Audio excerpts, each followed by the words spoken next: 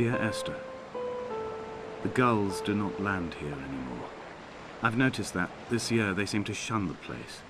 Maybe it's the depletion of the fishing stock driving them away. Perhaps it's me. When he first landed here, Donnelly wrote that the herds were sickly and their shepherds the lowest of the miserable classes that populate these Hebridean islands. 300 years later, even they have departed.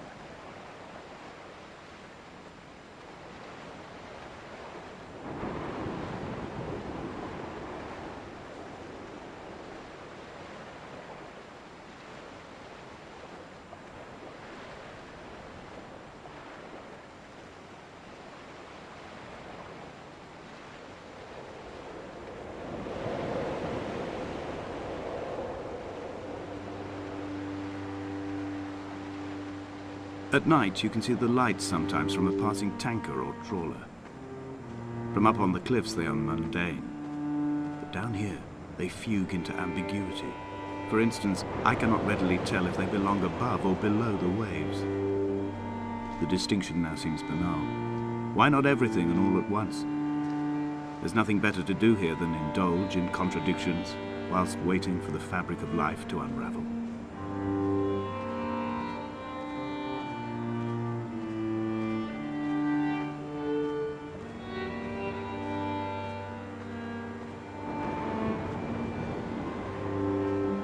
Reading Donnelly by the weak afternoon sunlight. He landed on the south side of the island, followed the path to the bay and climbed the mount. He did not find the caves, and he did not chart the north side. I think this is why his understanding of the island is flawed, incomplete. He stood on the mount and only wondered momentarily how to descend, but then he didn't have my reasons.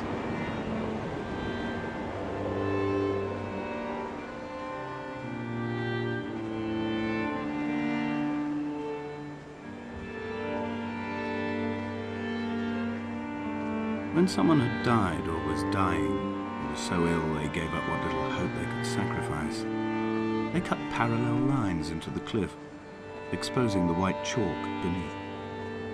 You could see them from the mainland or a fishing boat, and know to send aid or impose a cordon of protection, and wait a generation until whatever pestilence stalked the cliff paths died along with its hosts.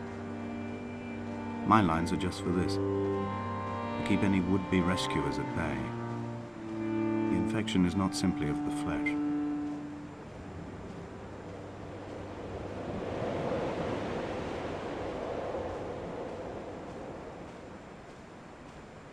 I quote directly, a motley lot with little to recommend them.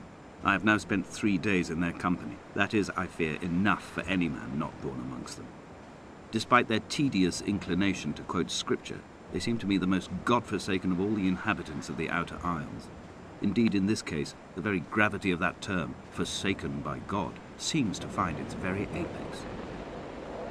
It appears to me that Donnelly, too, found those who wander this shoreline to be adrift from any chance of redemption.